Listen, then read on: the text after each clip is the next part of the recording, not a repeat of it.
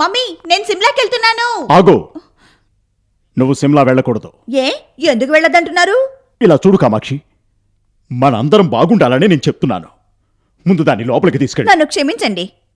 ఇలా చూడు, నా మాట విని మర్యాదగా దాన్ని లోపలికి తీసుకెళ్ళు. నేను ఆ పని చేయను. తీసుకెళ్ళవా? నువ్వు బయలుదేరమ్మా. ఏయ్, పోవే. ఏయ్, రా.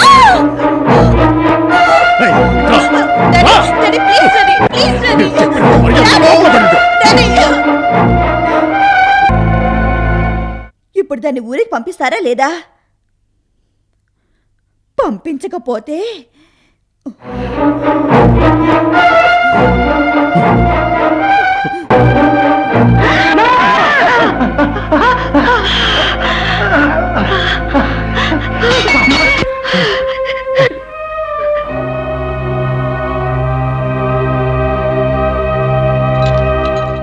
ఏయ్,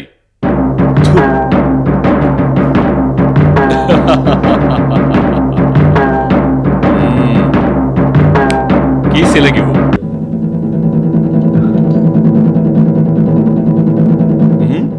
ఇవ్వవా? ఫోటో తిప్పి చూపిస్తాను. ఏంట్రా మాయలో గారడి విద్య చూపిస్తున్నావు? ముంగీసా పాము పోటాడు చూపిస్తా అని అంటూనే ఉంటాడు, కానీ చూపించడు. ఆ టైపులో నువ్వు ఇచ్చిన ఫోటో ఉంచుకొని మాయ చేస్తావా? అరచి చెప్పరా.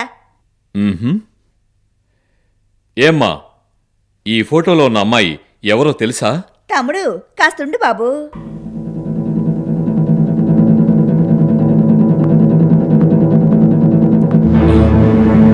ఇదే కదరా నువ్వు ఫోటోలోనే చూపిస్తున్నావు. నేను అమ్మాయిని తీసుకొచ్చాను, చూసుకో.